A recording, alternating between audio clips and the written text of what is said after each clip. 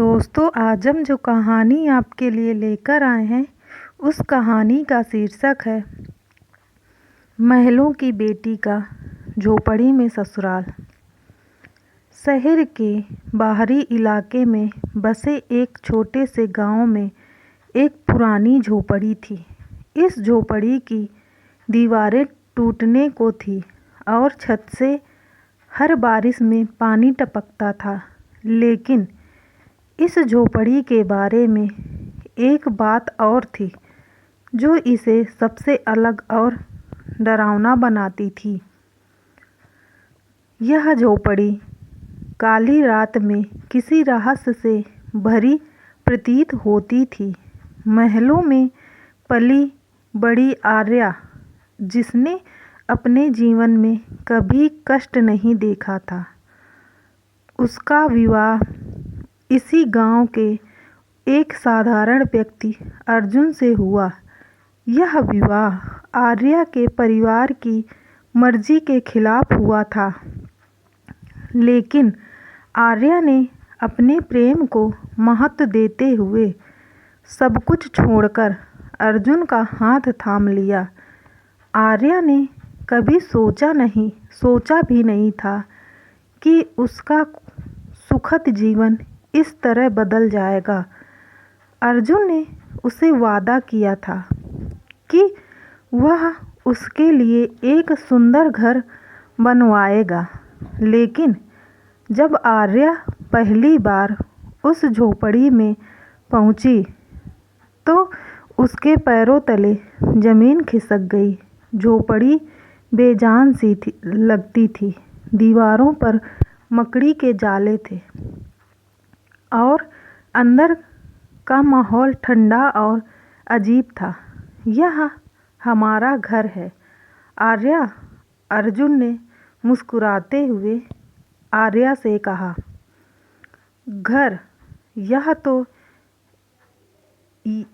यह तो भूतिया लगता है, आर्या ने कांपती हुई आवाज में अर्जुन से कहा।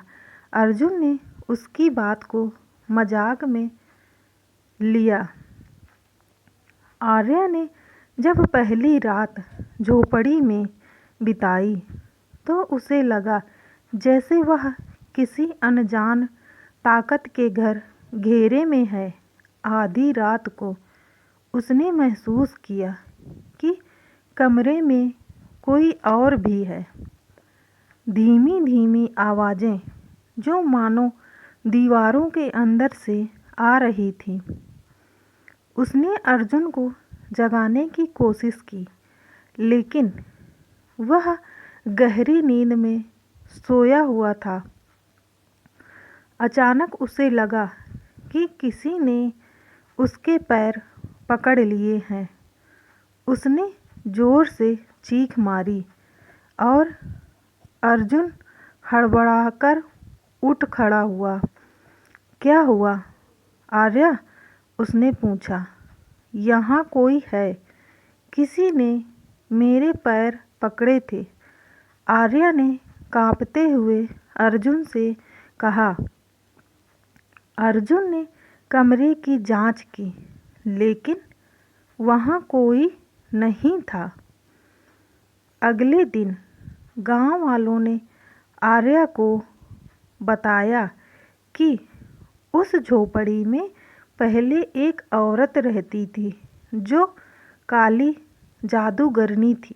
वह अपने पति और बच्चों के साथ रहती थी, लेकिन एक दिन पूरे परिवार की रहस्यमय तरीके से मौत हो गई। गांव वालों का मानना था कि उनकी आत्माएं अभी भी उस झोपड़ी में भटक रही हैं। आर्या ने अर्जुन से झोपड़ी छोड़ने की जिद की, लेकिन वह उनकी बात मानने को तैयार नहीं था। उसने कहा कि ये सब सिर्फ अफवाहें हैं।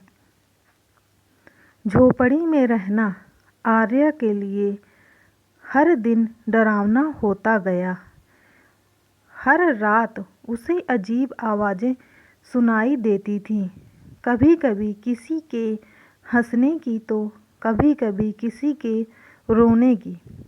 कभी कभी उसे लगता कि दीवारों पर कुछ परछाइयाँ चल रही हैं।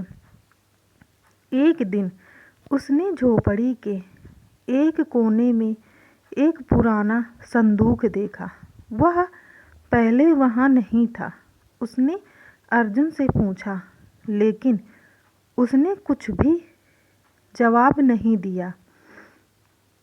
अर्जुन ने संदूक को खोलने की कोशिश की, लेकिन उसमें से ठंडी हवा का झोंका निकला।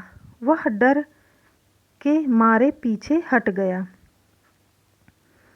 एक रात जब आर्या अकेली थी, उसने महसूस किया कि झोपड़ी के अंदर अजीब सी हरकतें हो रही हैं। उसे लगा कि कोई उसके पास खड़ा है।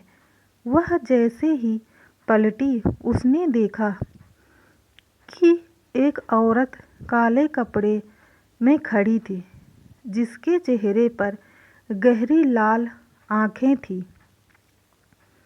तुम्हें यहाँ नहीं आना चाहिए था, औरत ने धीमी और खौफनाक आवाज़ में आर्या से कहा। आर्या चीख पड़ी। उसने अर्जुन को फ़ोन करने की कोशिश की, लेकिन फ़ोन काम नहीं कर रहा था। अचानक वह औरत गायब हो गई और झोपड़ी के चारों ओर एक अजीब सी आवाज़ गूंजने लगी। दीवारों से खून टपकने लगा और पूरा कमरा अंधेरे में डूब गया। अगली सुबह जब अर्जुन लौटा तो उसने आर्या को झोपड़ी के बाहर बेहोश पड़ा पाया। उसने गांव के बुजुर्गों को बुलाया, जिन्होंने बताया कि झोपड़ी में रहने वाले परिवार की आत्माएं तब तक मुक्त नहीं होंगी जब तक कोई उनकी कहानी नहीं जानता। आर्या और अर्जुन ने झोपड़ी की खुदाई की और उस जगह पर एक पेटेंट और एक चिट्ठी पाई।